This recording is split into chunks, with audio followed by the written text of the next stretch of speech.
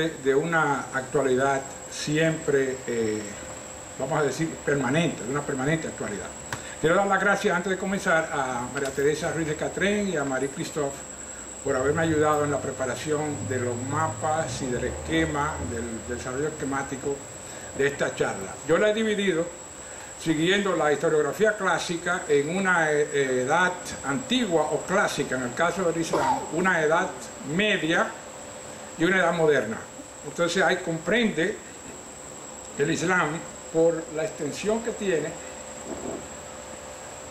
y todos los altibajos que ha tenido, comprende muchos puntos que voy a tratar de pasar lo más rápido posible para llegar al presente, en particular de la zona más cercana a Occidente, que es el Medio Oriente. Entonces hay un punto aquí, yo he desarrollado en la época clásica, era axial el desarrollo de las religiones monoteístas, la situación geopolítica, el caso sin precedente del líder, ¿no?, Mahoma, que surge en esas zonas desérticas de la Arabia, el nacimiento propiamente del Islam, la primera expansión, el califato y la fragmentación de ese califato. Entonces, el primer punto, esto es un tema que se ha desarrollado últimamente, los últimos 30, 40 años en la historiografía, y se refiere a la época axial. Viene de un libro del filósofo alemán Karl Jasper, de Achsenzeit, el eje, donde él dice, con mucha evidencia que da, que entre el año 800-700 hasta el año 200 a.C., repentinamente, en una serie de zonas geográficas, pero mayormente incluyendo lo que llaman la ecuménica, la zona, la oikomené, el mundo conocido entonces, surgieron simultáneamente una serie de religiones, muchas de ellas inconexas entre sí, que tenían como objetivo el nacimiento de lo que va a ser la conciencia del hombre, la relación del hombre tanto con las fuerzas de la naturaleza como con las fuerzas divinas, ¿no?, el concepto del monoteísmo. De ese concepto, de esas religiones, en esa área que está aquí va a salir Lao Tse y Confucio en China, la civilización china, con caracteres ideográficos. Va a salir el sánscrito en esta zona de India, junto con el budismo, más o menos en el siglo VI a.C. Aquí en la Palestina, con la influencia de la lengua franca, que es el arameo, de donde se van a derivar el hebreo y el árabe. También se va a dar otro fenómeno con el nacimiento de las escrituras, el Antiguo Testamento, de donde van a surgir las dos derivaciones modernas, que son el cristianismo y el islam. Y aquí finalmente va a haber en la otra ribera del Mediterráneo el nacimiento del pensamiento racionalista, con los filósofos en la costa de la Asia Menor y de la península griega y de la península italiana, que no está cubierta ahí, pero también va a ser cubierta por ese periodo, donde ya nace un pensamiento cosmológico, pero amparado en una estructura racional, no en la estructura más bien teocrática y de entrega al monoteísmo de las civilizaciones del área del este. Entonces esta zona en particular aquí, recibe la denominación en Arnold Toynbee, ¿no?, un famoso estudio de la historia, tremenda obra historiográfica, lo define como la civilización siríaca semita. Y es ahí, entre el Mediterráneo y la confluencia aluvial de los dos grandes ríos, el Tigris y el Éufrates, ¿no?, los ríos bíblicos, ahí es que se va a dar el germen, un compuesto cultural, donde van a surgir una serie de imperios, una serie de ideologías y una serie de creencias y religiones. Entonces lo más importante aquí que va a surgir primero, derivado, ¿no?, del arameo, que es una lengua que se va desarrollando en el este de lo que hoy es Mesopotamia. Ahí los hebreos adoptan esa escritura también y surge más o menos en el siglo VI, en el cautiverio de Babilonia, comienzan a escribir los primeros libros del Antiguo Testamento, Génesis, Éxodo, toda la épica nacional del pueblo de Israel. Entonces, al mismo tiempo, como digo, se va a dar esa ribera ya en Grecia, y de esa confluencia de Grecia, del pensamiento helénico y del pensamiento siríaco-semita, se va a derivar también el compuesto que va a ser el cristianismo y eventualmente también el islam. Esa área de Siria tiene mucha relevancia actual también, porque no es la Siria que uno entiende nada más con Damasco de capital y al sur. En el pensamiento árabe, cuando se habla de Siria, se habla de la Gran Siria, que es el acrónimo que usaban el ISIS cuando se definían como Islamiyah Siria. No decían Islamiyah levantino, como le dicen en Europa, de la zona del Levante, sino la Gran Siria, que cubre desde la montaña del Tauro en Turquía hasta las estepas, aquí abajo, la parte desértica de la Arabia. Y claro, el límite en el Nilo y el límite en el Éufrates. Entonces ese concepto es muy importante porque la Organización de Liberación de la Palestina, cuando habla constantemente de Siria, se está refiriendo a esa Gran Siria que incluye ya en sí el Estado de Israel, el Estado de Palestina, Jordania y la zona del sur, todo el Líbano, la zona del sur del Líbano y Siria. Entonces eso tiene una relevancia que viene de milenios. Se desarrollan aquí, hay algunos de los filósofos que yo puse, ¿no? Buda, Confucio, Lao, y claro, en este lado, en el oeste, el caso singular de los filósofos griegos y Sócrates, que eventualmente va a dar pie a la obra racionalista de Platón y Aristóteles, que van a definir por miles de años lo que va a ser el pensamiento occidental. Entonces, de esa confluencia, como digo, van a ser eventualmente, ¿no? Pasan 5 o 6 siglos después del nacimiento de Cristo y después que sale el Imperio Romano de Occidente, que cae al final del siglo V de la era cristiana, se entra en lo que se llama también un periodo de desorden en toda el área, de la ecuménica, como le llamamos, que va a cubrir desde el Nilo hasta aquí, hasta este extremo aquí, la línea del Oxus y el Ajartes, que desembocan en el mar Caspio, en el mar de Arar. Es una línea famosa en la historia, porque ahí fue que se detuvo Alejandro Magno.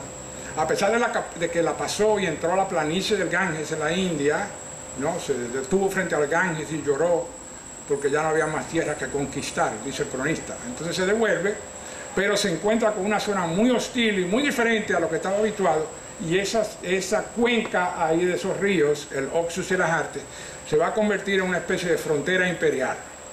Y eso va a cubrir en el área del Islam clásico, desde esa parte este, que prácticamente en el nordeste de lo que hoy es Afganistán, y abierto después de ahí a las grandes planicies del Asia Central, que lo va a llevar hasta China y a Siberia. Eso se convierte, y el otro punto es naturalmente el río Nilo, que es una barrera natural en el desierto, en pleno desierto del Sahara. Entonces aquí se va a desarrollar todo un periodo de encuentros. Hay un imperio romano de Oriente, lo que es Bizancio, que está entrando en un largo proceso de descomposición y de desequilibrio, y está todavía el imperio persa, aquí en esta área, lo que hoy es Irán, que en ese caso, en esa época era el imperio sasánida. Entonces entran una serie de guerras, por lo menos 2 o 3 guerras, donde se desangran y se destrozan para volver simplemente al estado de cosas anterior. Y es en esa coyuntura cuando nace en Arabia, aquí abajo, el profeta Mahoma, en la Meca. Esta parte aquí es lo que llaman el Hijaz en Arabia, y claro, era muy importante. La Meca y Yatrib, que es Medina, y otros oasis que habían aquí, era el punto vital de comercio para todas las mercancías que venían del Océano Índico, de la China, de la civilización índica, pasaban por lo que hoy es Yemen, aquí, en Adén, entraban al mar aquí, por mar, pero también seguían las caravanas todo lo largo y terminaban en Siria, en Damasco. Y de Damasco eran transportados, ya sea por barco o cosas, a Europa, a las penínsulas europeas. Entonces toda esa área crea una civilización comercial también. Las civilizaciones comerciales, como pasó en el caso de la Grecia antigua, conducen también no solamente al intercambio de cosas, de bienes físicos, sino también de ideas. Entonces normalmente esas sociedades están abiertas por la naturaleza de las funciones económicas que hacen, se abren mucho a nuevas ideas, y es cuando Mahoma, que nace en 570 en la Meca, empieza a recibir una serie de influencias de creencias judías y de los grupos cristianos que abundaban también en Arabia. Y es en el año 610, cuando ya estaba bastante maduro como comerciante, se había casado con una mujer mucho mayor que él, Khadija, y tuvo 4 hijos, es cuando él recibe por primera vez la famosa revelación en la caverna, ¿no? Típica imagen también del mundo semítico. Las revelaciones, los estados místicos siempre se hacen en espacios cerrados, no en los espacios como góticos europeos que son abiertos a la luz, sino que aquí todo es un sentido como de caverna y de oscuridad. Y él está en esa caverna y el ángel Gabriel llega y comienza a dictarle los primeros versos del Corán. Alillah, alillah, Muhammadur Rasulullah. No hay más Dios que Dios y Mahoma es el mensajero de Dios. Entonces, un mensaje relativamente revolucionario porque él se pone él mismo en la línea dinástica de profetas del Antiguo Testamento y pone a Jesús también como el profeta anterior a él, pero contrario a Jesús, no declara que él tenga una naturaleza divina, sino que es simplemente un hombre, el mensajero de Dios. Ese mensaje va a captar a lo largo de los años, él va a tener 10 o 13 años de prédicas, donde no va a ser muy exitoso, tratando de convencer su clase, los colegas de él, comerciantes, en la Meca, para pasar al nuevo credo. No tiene mucho éxito y es cuando él, en 622 de la era cristiana, tiene que emigrar a Medina, aquí arriba, en el medio, en el Hijaz. Yatrib se llamaba, Madinah al-Nabi, la ciudad del profeta, se le llama ahora, Madina, y ahí se da lo que se llama la Hijra, que es la migración que tuvo que hacer por motivos de seguridad también, de la Meca a Medina, y ese 622 es el inicio del calendario musulmán, del calendario árabe. Ellos cuentan los años a partir del 622 de nosotros, pero usan el ciclo lunar, no el ciclo normal del sol. El ciclo mensual es en base a la secuencia de la luna, al igual que los hebreos. Entonces, cada 100 años hay que descontarle 3 años a ellos, porque son 29 y medio días por mes. O sea que ellos andan ahora más o menos 14 o 20 años atrasados con respecto a nosotros, pero por fines comerciales y de motivos modernos usan el calendario gregoriano también, pero siguen, como digo, el criterio lunar. Entonces él comienza a partir de la base de Medina, que lo acepta él como profeta, contrario a la Meca, porque tienen una serie de desavenencias con muchas tribus, lo aceptan como el líder político para que zanje todas las rencillas que tienen, y eventualmente él comienza a traer todas las tribus nómadas del interior, del hinterland árabe, inmenso, hasta allá, hasta el Océano Índico, hasta el Mar de Arabia, el punto de Omán, la actual zona de Omán. Comienza a convocar todas esas tribus y va gradualmente adquiriendo poder. Es interesante leer en el Corán, en los versos del Corán, la parte de Medina, del 610 al 622, son versos que apelan al carácter de igualdad social, al amor, a la caridad, al sentimiento con el prójimo. A partir del 622, que es la segunda parte del Corán, el periodo de Medina, ya se está hablando ahí en términos políticos, de estructura de sumisión y de conquista de territorio, mucho más aguerrido, y comienzan ahí a darse también las diferencias ideológicas, en particular con la comunidad judía en Medina, que no lo acepta como profeta y lo llama falsificador de las escrituras, una tergiversación que él hizo. En realidad ese es un punto que todavía está en debate. Más que una tergiversación, lo que hace él es una adaptación a ese mundo nomádico, politeísta y semisalvaje árabe. Le hace una adaptación de las escrituras que va a tener un éxito rotundo. Ese mensaje, vamos a llamar evangélico, como un profeta que se vuelve el vehículo de una revelación amparado en un libro sagrado, va a captar la atención y la imaginación de esas masas árabes, de los nómadas, y se van a congregar en una fuerza política y militar absolutamente formidable.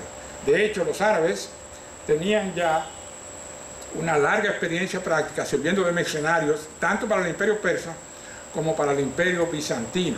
Tenían los Ghazat y tenían otras tribus, y adquirieron también no solamente las escrituras, pero una serie de instrumentos militares, de espada y de caballos, y de carga de caballería y todo eso, que les fueron muy útiles. Cuando los juntan, Mahoma hace una especie de confederación, eventualmente conquista la Meca, viene a la Meca y se da la batalla de la trinchera, donde conquista la Meca, perdona a todo el mundo que no le fue fiel, y logra esa unión, como digo.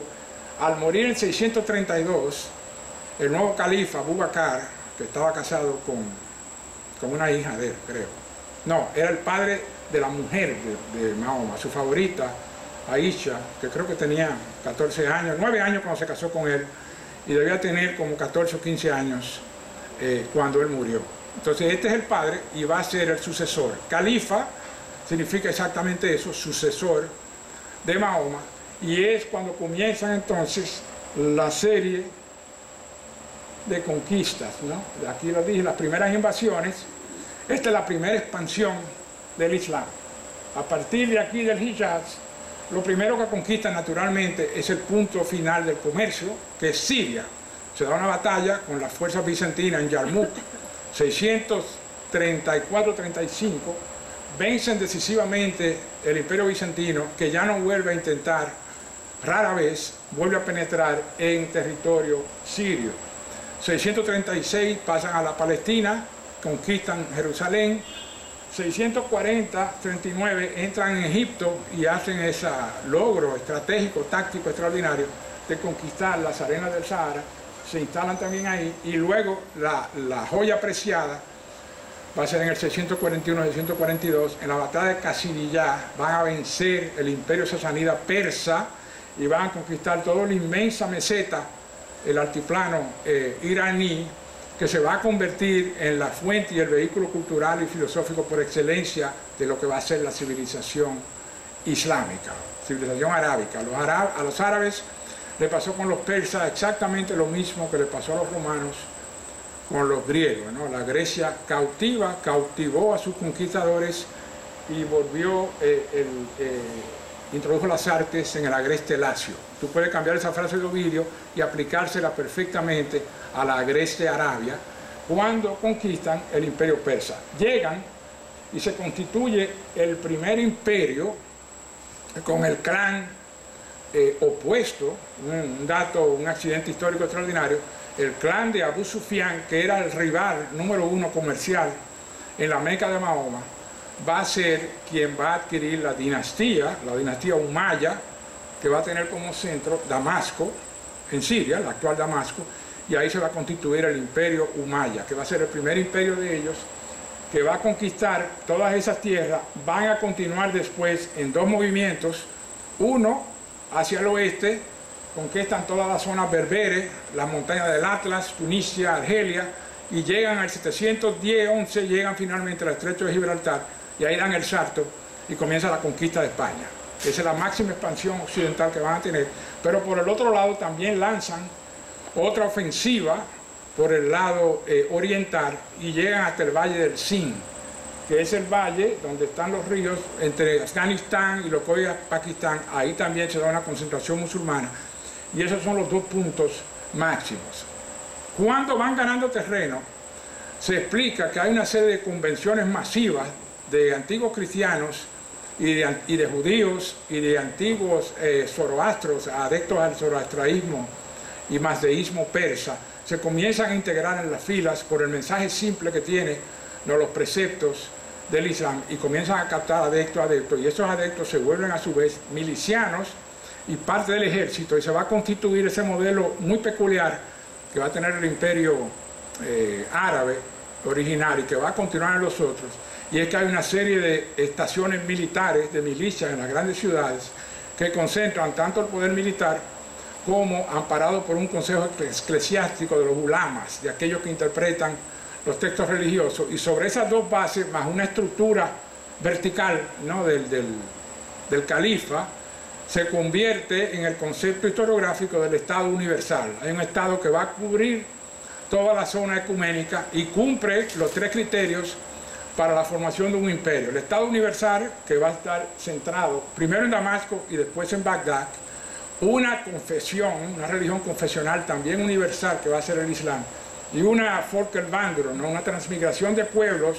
Va a haber transmigraciones masivas de pueblos de una zona a otra, que van a dar constante fuerza y revitalización al imperio. Entonces llegan aquí, a esas zonas, y se estanca finalmente el movimiento con la invasión de Francia. Musa, uno de los generales, ya habían conquistado toda España, salvo algunas cosas en la montaña de Asturias, ¿no?, que siempre fueron muy recalcitrantes y no se sometieron, pero cruzan finalmente los Pirineos y entran más o menos 500, 600, casi 1000 kilómetros en territorio francés, y es cuando se encuentran en la llanura de Poitiers, en Tours, en Francia, en 732, 100 años exactos después de la muerte del profeta, se encuentran con el ejército de Carlos Martel, y ahí se da la primera batalla, la rememoración de las famosas batallas entre griegos y persas de la guerra médica, o de cartagineses y romanos. Se encuentra un modo de combate estilo de caballería,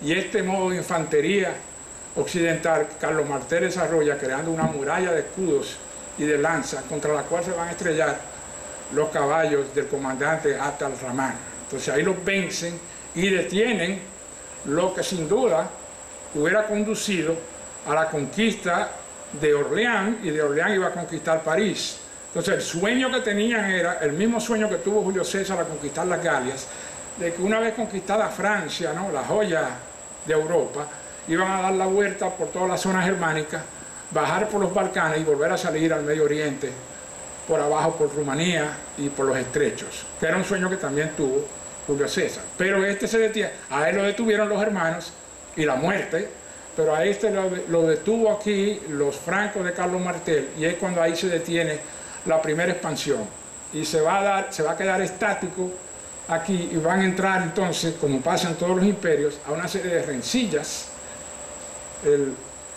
Esto no baja. Qué vergüenza. Esto está frisado. Ok. No baja.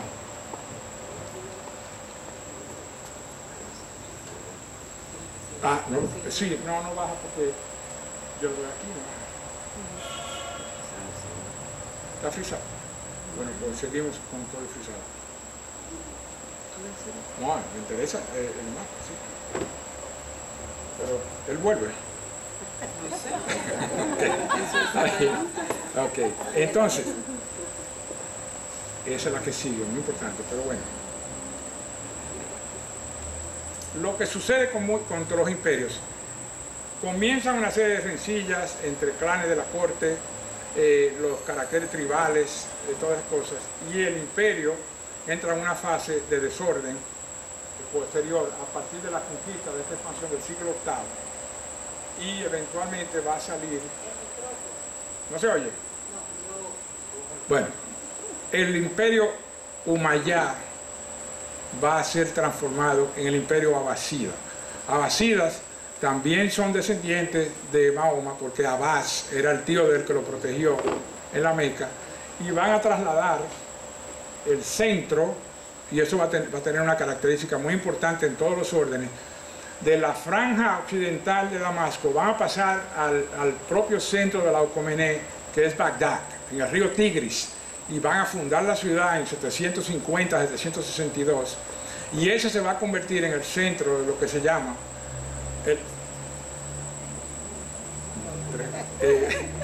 se va a convertir en lo que se llama el Alto Califato, la época de oro del Islam, la rememoración, la constante rememoración, el famoso libro Las Mil y Una Noches, la corte de Harún al-Rashid, donde comienzan a florecer el comercio, tienen un comercio muy activo a través de la conquista que han tenido en el este con la dinastía Tang en China, y hay un comercio internacional absolutamente globalizado, de lo cual los árabes, con la experiencia comercial que tienen, y al haber adquirido toda esa sofisticación de la cultura persa, de la cultura iraní, adopta una época de oro por alrededor de 150 a 200 años. Y es cuando crece ahí tanto las artes y la famosa transmisión de todo el pensamiento helénico va a ser preservado por ellos, y van a comenzar todas las obras traducidas al árabe, tanto de Aristóteles como de los grandes matemáticos, los químicos, los astrónomos, y va a haber un florecimiento sin igual que nunca volvieron a tener. Tenían la famosa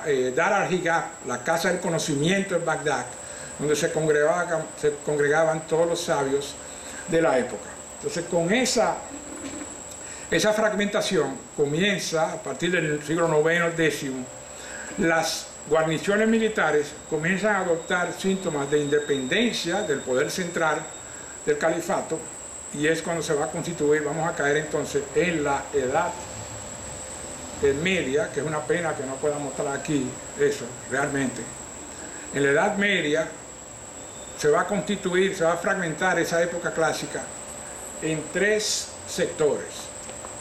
Un imperio que se va a constituir independiente en el oeste, que va a ser el imperio fatimida, de confesión chiita, ¿no? Siguiendo al yerno de Mahoma, Ali, al cual todavía los chiitas de ahora en Irán les rinden tributo. Ahí se va a formar, Fátima era la hija de Mahoma, casada con Ali, y ahí se va a formar un imperio que va a cubrir el área, esta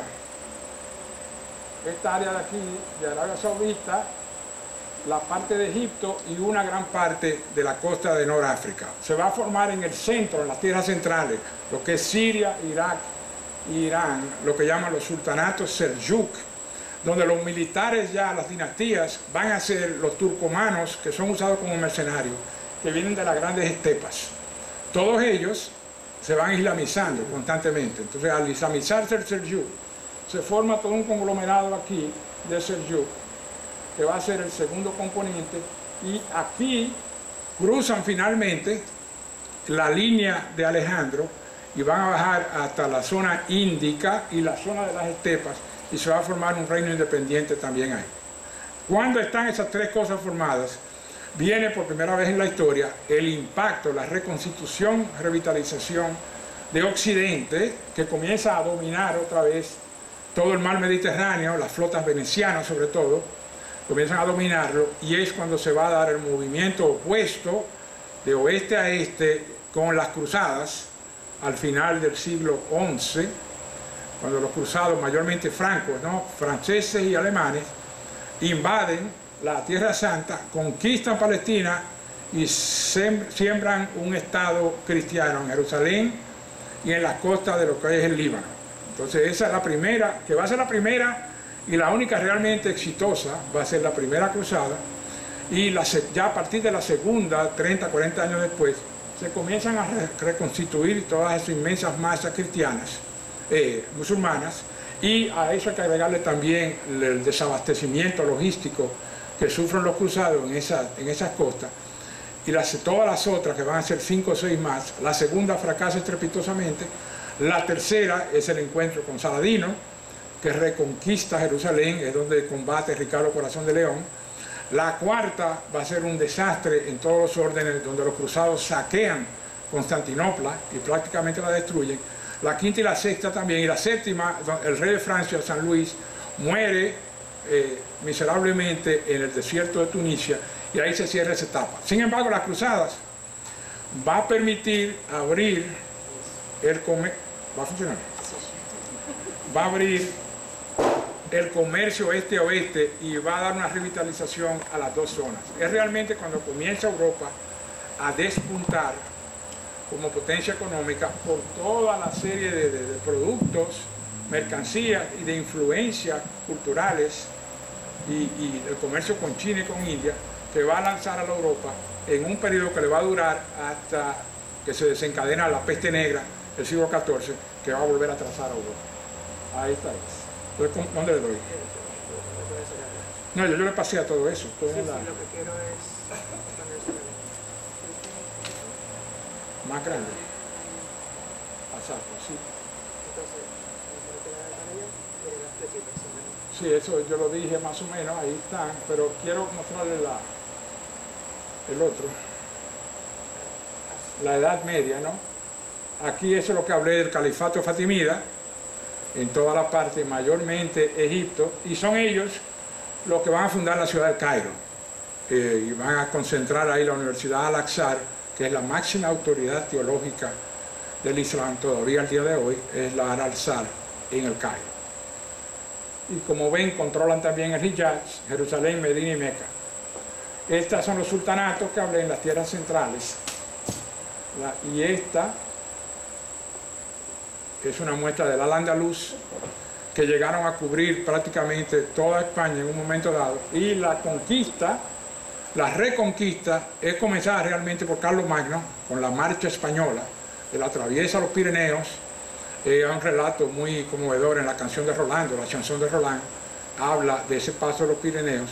Él cruza y él es que libera Pamplona y libera Barcelona de los árabes, Y a partir de ahí, en un proceso gradual que tomó 600 años, van comenzando a capturar el centro, Zaragoza, Toledo cae en el siglo XI, Sevilla cae en el siglo XIII y se quedan solamente las pequeñas principados, las taifas, como decían, las taifas, en Granada y en Córdoba hasta el año asiago de 1492.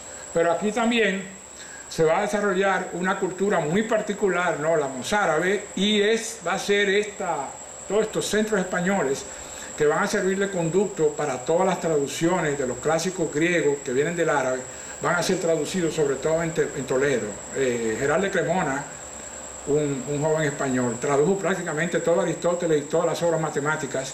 Aquí en Toledo había la escuela de los traductores, entonces se da una escuela de traductores aquí y la otra en la corte en Palermo y en Sicilia, con Federico II Barbarroja, y eso también le va a dar ese conocimiento helénico que se creía perdido, una serie de obras, sobre todo las de Aristóteles, va a crear una revitalización cultural en Occidente, con la explosión aristotélica del siglo XIII, ¿no? La escolástica, con la creación de la Sorbona, Cambridge, Oxford, la Universidad de Bolonia.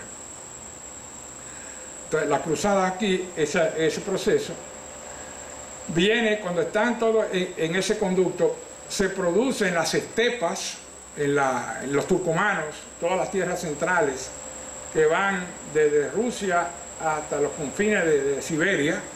Ahí se forman los mongoles, Genghis Khan, en el año 13, una especie de Mahoma de las tierras centrales, convoca todo esto y se crea la famosa Horda Dorada, que va a arrasar prácticamente con todo. Lo único que se le va a salvar es la parte de Arabia y la parte de Egipto. Toda esa inmensa conquista va a ser hecha por los mongoles con una destrucción masiva de propiedades, ciudades y de vidas humanas. Eventualmente ellos también, la mayoría se van a islamizar, llegan a conquistar toda China. En China fracasan y no logran islamizar el pueblo chino porque tiene esta cultura milenaria, el mandarinato y el confucianismo.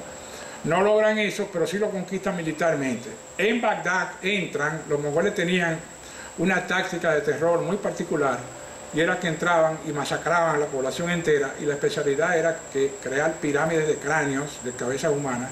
En Bagdad se cuenta que llegaron a 70, 80 mil cráneos, formaron una pirámide para sembrar esta imagen del terror. Y esto causa, como digo, una famosa destrucción en toda la Ocomené. Después de las destrucciones se comienzan a reformar otra vez otro imperio, y va a comenzar a surgir en las áreas del Asia Menor, de lo que hoy es Turquía, el clan de los Osmanlí, que va a desembocar en los otomanos. Es el famoso Imperio Otomano, que conquistan todo el Asia Menor. Entonces su forma de expansión hubiera sido naturalmente hacia el este, pero hay algo que voy a explicar después. Hay una barrera que se va a crear en Irán, porque milagrosamente Irán pasa de ser sunita a ser chiita en el siglo XVI hasta el día de hoy, y eso va a formar tanto una barrera militar como ideológica, que el sunita no va a poder cruzar, y es cuando el Imperio Otomano se decide a expandirse territorialmente hacia el oeste y hacia el sur, y comienzan a conquistar aquí todo el área, entran a lo que hoy es Rumanía, y lo que es Serbia, Yugoslavia, Kosovo, hay una famosa batalla en Kosovo, y llegan hasta la barrera donde llegaron también los romanos. El Danubio, al igual que lo fue con Roma, se convierte en la línea imperial este-oeste, y un combate encarnizado se va a dar por centurias, por siglos, para conquistar. Eventualmente conquistan Hungría, siguen por el Danubio y van a acercar 2 veces a Viena, Austria, donde se forma también una barrera imperial para detener esa segunda ofensiva otomana, que ya viene con criterios modernos, incluyendo armas de fuego y cañones, y es por ese cañón y ese poder de fuego que conquistan la joya preciada de la cristiandad, que es Constantinopla en 1453, donde ya la barrera de muralla no sirve contra las balas del cañón. Comienzan a darle a las murallas, rompen por donde estaba el hipódromo, ahí por ahí entran y causan una masacre general, matando incluso al último emperador bizantino. Entonces, al conquistar eso se vuelve una base extraordinaria, y de ahí van a usar una expansión donde van a ser detenidos en Viena, y una expansión naval donde van a ser detenidos en la famosa batalla de Lepanto, en la costa occidental de Grecia, donde participó, ¿no?, en Lepanto, donde perdí mi mano siniestra para la gloria de la diestra. Ahí lo pararon, una verdadera carnicería también. 42.000 personas murieron en esa batalla, que debe ser el máximo número de personas en un solo día. Los franceses en la ofensiva de las Ardenas en la Primera Guerra Mundial perdieron 27.000 hombres en un día, pero aquí fueron 42.000 porque usaron la misma formación naval que había usado Carlos Martel en Poitiers, y lo esperaron de frente en las galeras y entraron cerrados, en formación cerrada, y causaron estragos en las filas otomanas. La mayoría de los muertos sucedieron en el agua, entre los escombros, ahí lo iban lanzando, le iban dando alcabuzazo, porque no le perdonaban todas las tropelías y rapiñas que los otomanos habían hecho en las islas del Mediterráneo. Entonces lo mataron a mansalva, y el monto que se habla ahora de 40 a 42.000, pero ahí se salva el mar Mediterráneo de esa ofensiva que venía fuertemente del Imperio Otomano. Esa parte, aquí cierro la Edad Media con la expansión ultramarina. Esa va a ser otra expansión que va a tener ya de carácter religioso, donde van a cubrir, como ven, una inmensa parte de lo que hoy es Rusia y las repúblicas de Asia Central. También van a ser islamizadas, un logro extraordinario. Van a bajar por la costa de África hasta Zanzíbar, más allá en Tanzania, y también van a entrar, lo cual es extraordinario, van a conquistar el Océano Índico de las bases de la Bahía de Bengal, y ahí se convierte en el famoso imperio de los 7 mares.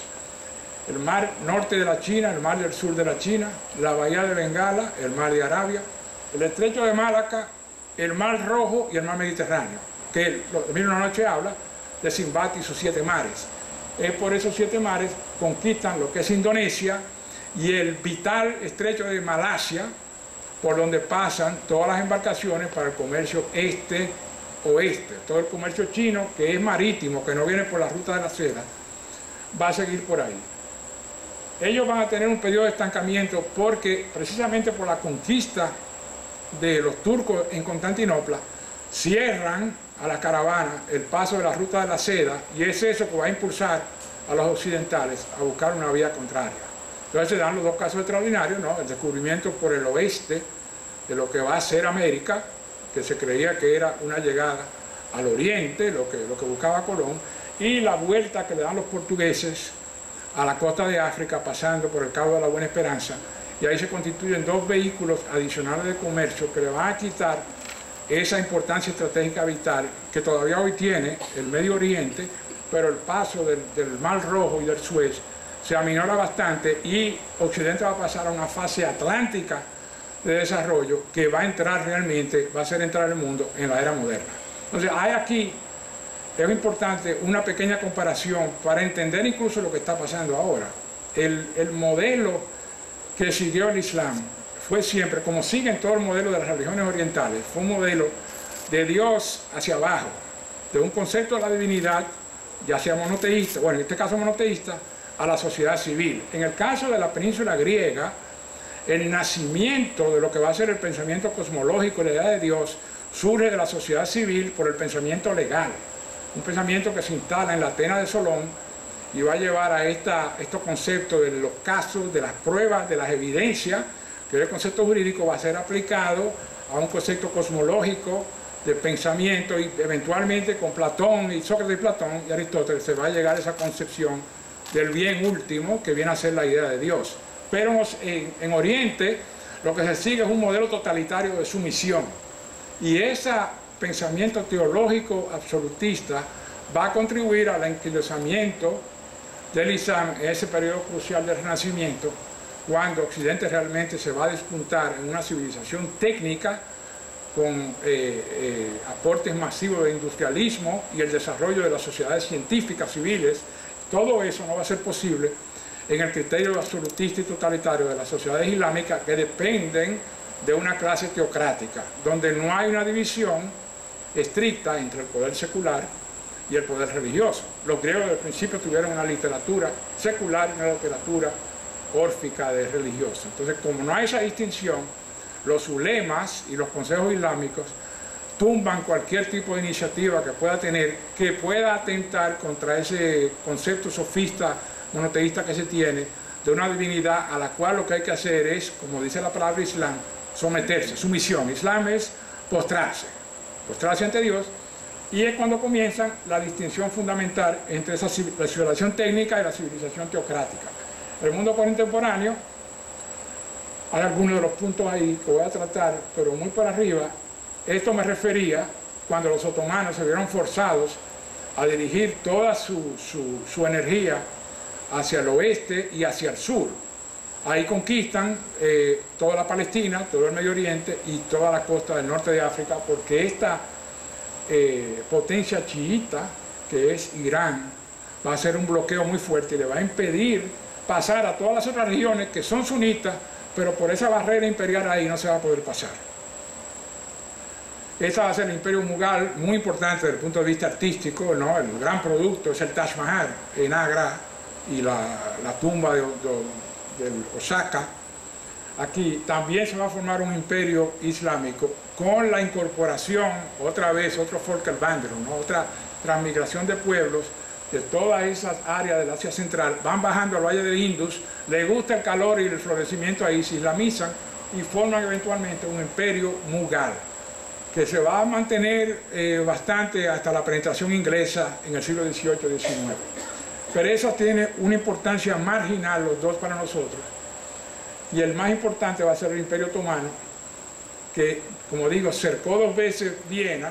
El último cerco fue en 1683 y la derrota final fue el 11 de septiembre de 1683 ante las puertas de Viena, el ejército polaco, el ejército sueco. Cuando Ben Laden bombardeó las torres, usó el 11 de septiembre para indicar que el inicio de lo que va a ser el declive, la cuestión oriental del Imperio Otomano, se va a convertir esa fecha en la revitalización de los deseos imperiales y fundamentalistas del Islam. Entonces el 11 de septiembre no fue una fecha que fue escogida al azar, sino que tuvo una potencia adicional, que cuando da la declaración, el de la cueva en Afganistán, sí, yo usé eso para evocar a Viena y con esto también vamos a recuperar Andalucía.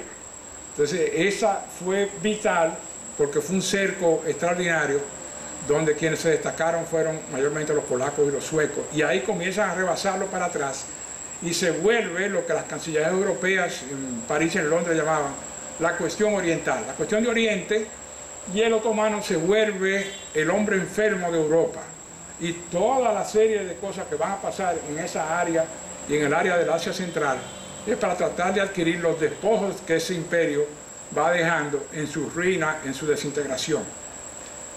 Aquí se forma la otra potencia, que es el Imperio Ruso, que va a captar todas esas zonas turcomanas del Asia Central, lo que antes eran las estepas, van a crear una presión hacia abajo, y eso va a relevar también de mucha presión al occidente, porque todas esas masas no pueden ser utilizadas para la Hiyar, para la Guerra Santa, sino que están dominadas por el imperio del Zar, y empujan, y eso se convierte en otra barrera imperial que no van a poder traspasar hasta el siglo XX. Entonces, todas esas llegan hasta el océano, hasta aquí, hasta el océano Pacífico. Lo único que no pudieron conquistar nunca fue Japón, y este imperio ruso va a crear también una presión adicional en el imperio otomano y va a causar la desintegración final que va a venir en la Primera Guerra Mundial. En la Primera Guerra Mundial se enfrentan, como saben, la Triple Alianza contra la Entente. El turco, que se ve, como digo, en un proceso de extinción, decide aliarse con Alemania y con Austria, ¿no?, para ejercer la guerra y tratar de desprenderse de esa presión que le tiene Rusia en los estrechos, el paso de los Dardanelos y la entrada al Mar Negro, y el turco entra ahí. Al ser derrotados, pierden todas sus posesiones. Claro, en Arabia, ¿no?, es el famoso periodo de Lawrence of Arabia, que pasa a combatir al lado del rey Hussein. Aquí combaten, liberan Jerusalén, ¿no?, el famoso comandante que no entró en caballo, sino que entró a pie para honrar a la ciudad, y liberan también todo Egipto, todo esto, y se forma la parte vital del siglo XX, que es la partición del Medio Oriente. El antiguo Imperio Otomano se va a desprender y van a salir de ahí Arabia, que se va a constituir en un reino independiente, no saudita, todavía era Arabia, Arabia, pero se van a formar el protectorado del Líbano, bajo control francés. Los ingleses van a crear Irak y van a crear Jordania. Naturalmente se va a emitir la famosa declaración Balfour, que va a crear el Hogar Nacional Palestino, y se le concede esa franja del río Jordán al Mediterráneo, al pueblo judío, para formar lo que va a ser el Estado de Israel. Y eso va a ser una espina que todavía dura hasta hoy, pero toda esa formación se va a hacer ahí y va a tener vigencia prácticamente durante el periodo de la entreguerra y de la Segunda Guerra Mundial. Eso se va a convertir en un paso, con el descubrimiento de los hidrocarburos, del petróleo, en un paso vital. En la Segunda Guerra Mundial, la campaña en Norte de África, que parece como hacer al margen, si Montgomery no le aguanta la ofensiva a Rommel en el Alamein, 2 veces lo rechazaron, si logra entrar en Egipto y controlan el paso, hubieran tomado el Medio Oriente y le hubieran cortado los oleoductos que los ingleses tenían, que llevaban el petróleo desde Irán, de la meseta iraní, conducían el petróleo al Mediterráneo, y con eso era que se alimentaba de combustible toda Europa. Entonces eso tuvo una importancia crucial, como digo, de parar el Africa Corps de Rommel aquí, y comienza a adquirir esta vigencia, y sobre todo con los famosos choques petroleros que van a tener los años 70. Entonces, con esto,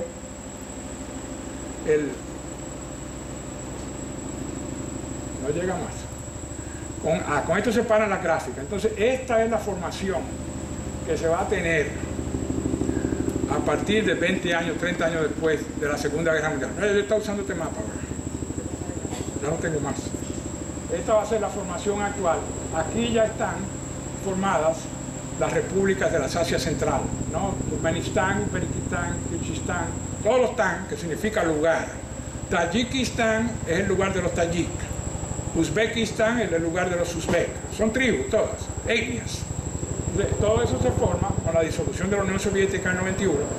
Se forman todas estas cosas. Esto va a cambiar dramáticamente el impacto esencial.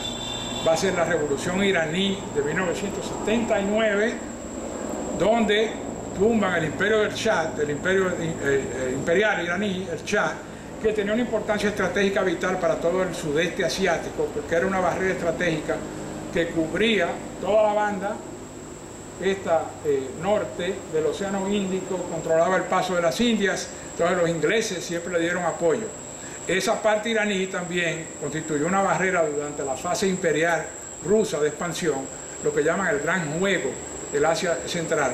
Los ingleses capturaron por mucho tiempo el imperio persa iraní y controlan eso. Todo eso se rompe con el avenimiento de la revolución iraní y con Khomeini, donde entra entonces este factor adicional que va a ser la dinamita, el detonante de la revitalización, que es el fundamentalismo islámico de corte chiita, que normalmente se asociaba con la otra, el sector mayoritario sunita, pero ellos le dan una versión radical a esto, y es por esa efervescencia que se crea en Irán, que al año siguiente, el 79, en el 80, los rusos se ven forzados a entrar en Afganistán, invadir Afganistán en la Navidad del 80, porque se estaba difundiendo también toda esa ideología, y se forma lo que va a ser el nacimiento del fundamentalismo y el terrorismo moderno. Va a tener su origen en esas invasiones, tanto de Irán como el de Afganistán. Entonces, en esa situación estamos actualmente. Actualmente, para hablar un poco de este conflicto que se está dando en Siria ahora. Siria vuelve a ser, como lo había sido a lo largo de la historia, en el foco central de todo ese creciente fértil de la gran Siria, ¿no? Entonces aquí se están dando prácticamente todas las sectas, todas las etnias, todas las diferentes versiones de escuelas de interpretación teológica están envueltas en la guerra en Siria de una manera que ni remotamente se acerca el conflicto en Palestina. El conflicto en Palestina con los palestinos no es más que una táctica diversionaria para el verdadero problema que se está dando ahora, que es quién va a controlar el centro del creciente fértil, y con la política, a mi juicio, desafortunada que tuvo sobre todo la administración Obama, de darle una serie de privilegios al gobierno iraní, con el acuerdo nuclear y todo el dinero, los iraníes están con justicia, porque hay que verlo desde el ángulo de ellos, ¿no? De la estrategia de ellos, están tratando de tomar un predominio sobre el Medio Oriente. Ya controlan el Yemen, una parte del Yemen, Siria, el Líbano, Irán y una buena parte de Irak también es controlado por ellos. Entonces, aquí, lo que está pasando ahora, ese bombardeo que hubo hace una semana, tiene dos vertientes. Está la parte humanitaria, así de que los gases químicos no deben ser usados. Es una prohibición absoluta que tienen que hacerlo. Se lo hicieron a Saddam Hussein y se lo van a hacer a Assad también si continúa bombardeando los gases. Pero la segunda objetivo que tiene es que hay un realineamiento estratégico en el Medio Oriente extraordinario, donde toda la banda del sur, ¿no? Egipto, Jordania, Saudi Arabia, los americanos e Israel, increíblemente Israel, están formando un frente unitario para detener la ofensiva iraní que cubre la planicie de Irak, las zonas aluviales estas, la Siria y el Líbano. Entonces lo que se está dando aquí con ese bombardeo, le está mandando un mensaje a los iraníes de que cualquier tipo de agresión que vayan a efectuar, que yo creo que va a pasar, qué sé yo, en 3 o 4 meses, en 6 meses, va a haber una guerra civil en el Líbano provocada por Hezbollah y los israelitas van a tener que volver a invadir por 4ª vez el sur del Líbano y ahí se van a agudizar otra vez toda la guerra. Entonces hay un acto aquí preventivo que yo veo en Siria de mandar un mensaje a estos ayatolas. Eventualmente puede haber un conflicto directo con Arabia Saudita e Irán. Si los saudíes aceptan enviar contingentes a Siria, entonces el enfrentamiento será entre iraníes y sauditas, entre chiitas y sunitas. En el paso del tiempo, por las diferencias numéricas, al igual que yo creo que le pasará a Israel un día, los números hablan por sí mismos. Tenemos 1.6 billones de sunitas contra los 100 millones en Irán y el Líbano.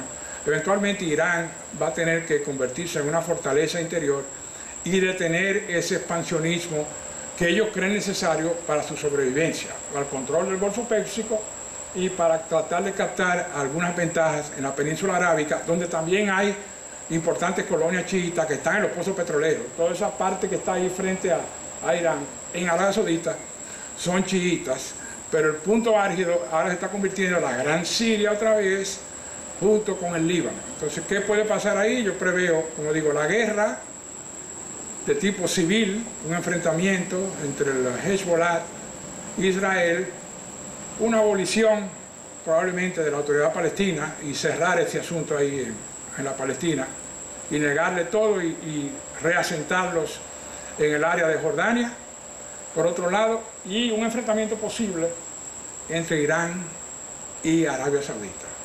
Como siempre ha sido en la historia, eso va a ser constantemente una zona de explosión, porque hay toda una cultura de etnias y de clanes que vuelven imposible un orden civilizado en la región. Por eso es que cada vez que salen de un dictador, salieron de Hussein, se desbarata Irak. Salen de Gaddafi, se desbarata Libia y comienzan todas las migraciones masivas hacia Europa que Gaddafi no dejaba.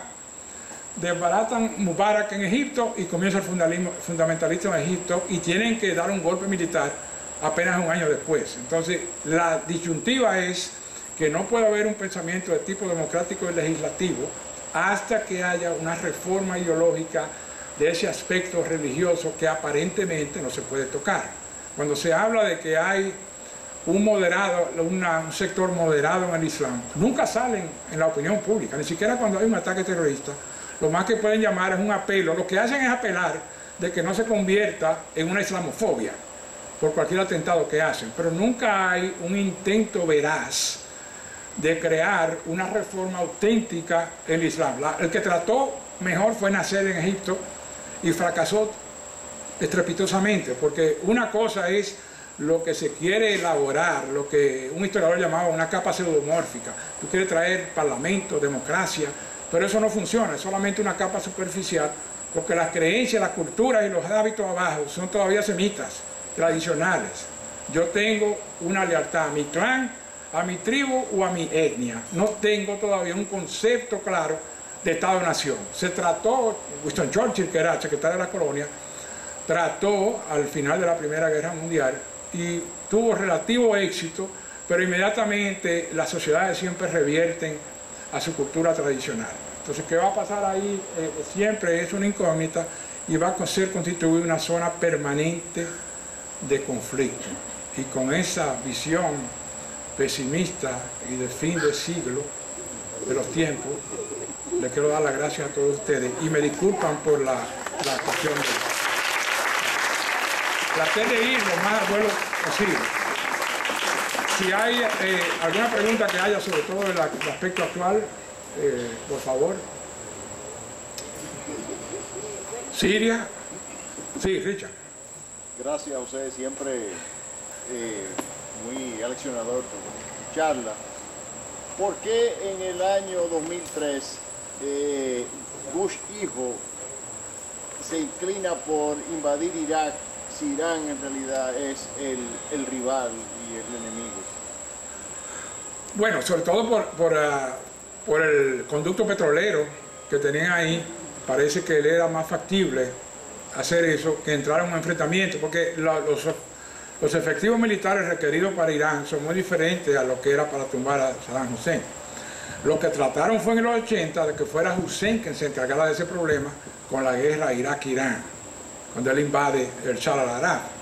Pero en ese caso estaba hablando de un ejército de 2, 3 millones, 4 millones de soldados americanos. Entonces una movilización de ese tipo, no me parece que después de septiembre 11 hubiera tenido la autorización de los poderes congresionales.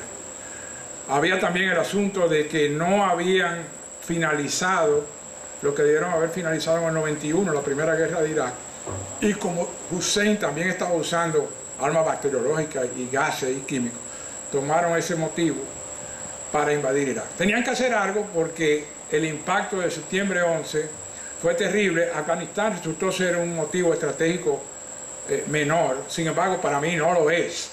Afganistán se ha convertido en un punto vital también para evitar que se difunda todo ese fundamentalismo en las tierras centrales y para proteger a la India y proteger Pakistán. Aunque para mí ese ataque del 9/11 no fue tanto a Al-Qaeda, esos fueron los servicios de inteligencia militares en Pakistán, que son los que tenían la posibilidad de formar un complot de ese tipo. Le crean ese problema aquí, al tener esa presión, opinión pública, esta indignación por esta destrucción de lo que es un símbolo de la civilización occidental, ¿no? Las Torres Gemelas, civilización comercial. Entonces se vieron impulsados por ese carácter neoconservador a buscar otro país como ángulo, y no había uno mejor que Saddam Hussein. Pero eso es una especulación por parte mía.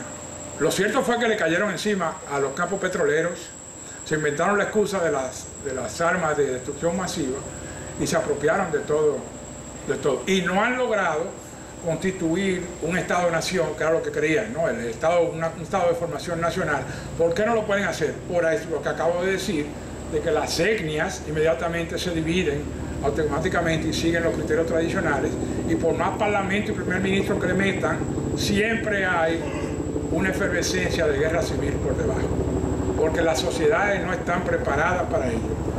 Si lo vemos históricamente, a lo mejor puede ser que ellos están todavía en la situación en que estaba la cristiandad en la Edad Media, una fase necesaria de periodo de problemas y de destrucción masiva entre ellos, y no están todavía preparados. Pero con la aceleración que hay de ideas y de prácticas comerciales, de prácticas económicas, ya no tienen realmente una excusa para tratar de introducir un elemento legislativo que aminore el impacto de esta casta teocrática en el poder, que se convierte en una fuerza virulenta, destructiva, a través del fundamentalismo terrorista, ¿no? Que es el gran nacimiento ahora del siglo XXI, de todos estos diferentes grupos que tienen otra vez este sueño milenario, mesiánico, de reconstituir el califato en pleno siglo XXI. Entonces, ese combate va a ser el combate del siglo XXI, este-oeste, Islam-Occidente. Tienen una quinta columna muy seria en Europa, a través de esta migración masiva, que ha desarticulado algunas ciudades claves, como París, Londres, Malmö en Suecia, Hollenberg en Bélgica y Bruselas, las tienen desarticuladas al punto de que hay una transformación social y económica que está pasando de un agente externo que no responde ni a gratitud ni a convivencia, sino que tiene un proyecto ideológico de conquista disfrazado de una religión. Sí, Moisés. Bueno, volviendo a Siria, ¿por qué hay académicos norteamericanos que entienden que si ya Assad había ganado en Ghouta Oriental, si tenía esa parte ganada de la guerra, ¿por qué iba a cometer la estupidez de atacar con armas químicas? Y si siendo eso así, no fue una excusa equivocada para atacar, lanzar los misiles a Siria en estos días, al igual que lo hicieron en Irak. Bueno, yo creo que una explicación posible puede ser que Assad está respondiendo no tanto a la presión de los rusos de Putin, porque a Putin lo que le interesa son las bases navales en el norte de Siria, pero sí tienen una presión de Irán. Los guardias revolucionarios también es parte de su sobrevivencia, de tratar de expandir lo más posible, pues se sienten aislados. Irán realmente son ellos solos en un mar sunita. Entonces, mientras más puedan expandirlo, si logran una franja en el creciente fértil, en la zona occidental, y una salida al Mediterráneo, el que gana el principal motivo estratégico son las fuerzas iraníes. Entonces puede ser que Irán está provocando una confrontación directa también con Israel para alzar todo el mundo árabe de nuevo en una conflagración. Porque yo no veo ningún indicio de vamos a sentarnos a negociar que tú quieres, yo te doy esto y yo te doy aquello. Lo vemos a cada día en el conflicto judío-palestino, donde no hay una voluntad por parte de la autoridad palestina de negociar y de sentarse, bueno, yo te voy a dar esto y tú me vas a dar esto. Pero tú no puedes llevar siempre una posición maximalista, o me lo das todo o no sucede nada. Porque lo que el otro te va a decir es, no, bueno, entonces no hay negociación. Sobre todo cuando la correlación de fuerza, el palestino es tan débil comparado a Israel. En el caso de Irán ese no es el punto, lo que están tratando es de lograr toda una penetración y conseguir todo el creciente fértil, Irak y Siria. Si logran ese objetivo, el próximo frente va a ser la frontera en Jordania. Y de Jordania van a pasar a Israel. Porque lo tienen también atenazado por la banda de Gaza con Hamas, que también recibe dinero de los Hezbollah y de Irán. Entonces hay toda una conexión, un entramado aquí.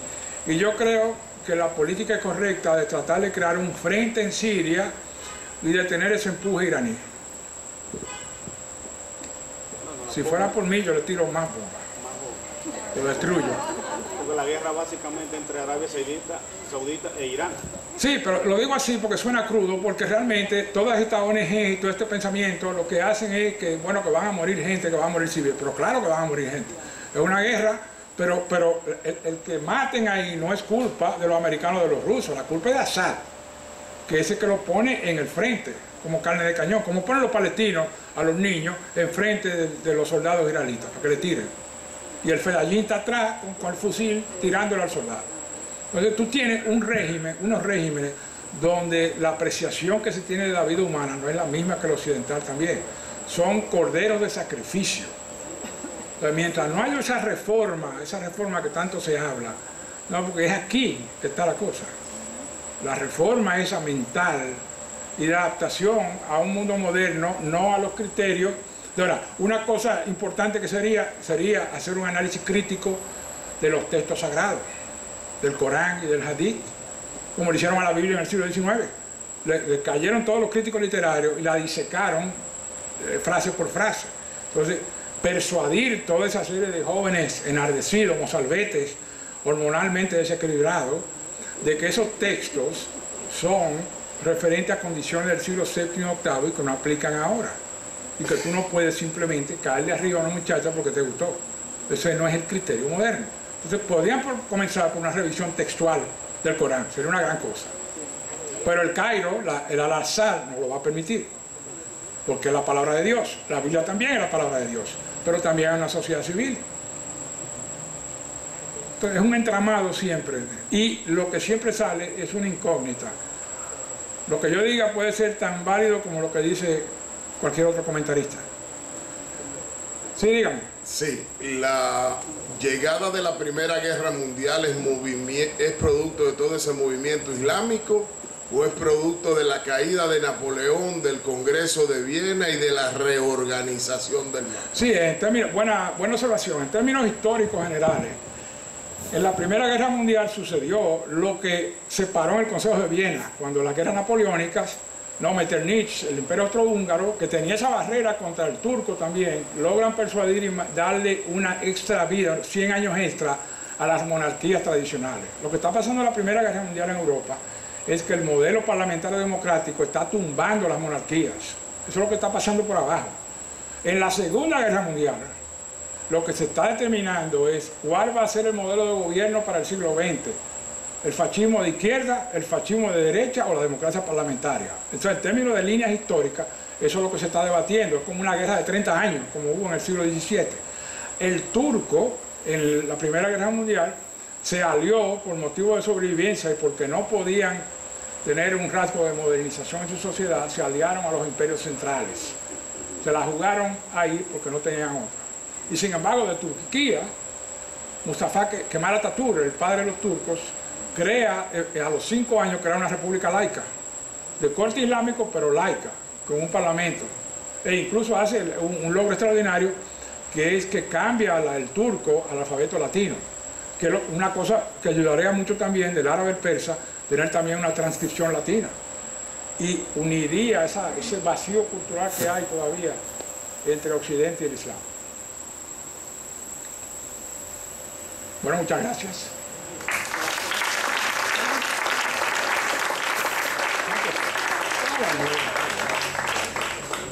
Voy a dejar esto aquí. Un refresquito o algo.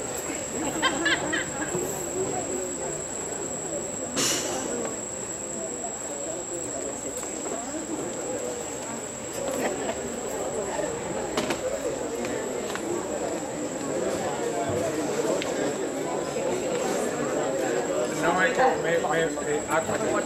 me desarticuló que no pude poner los mapas.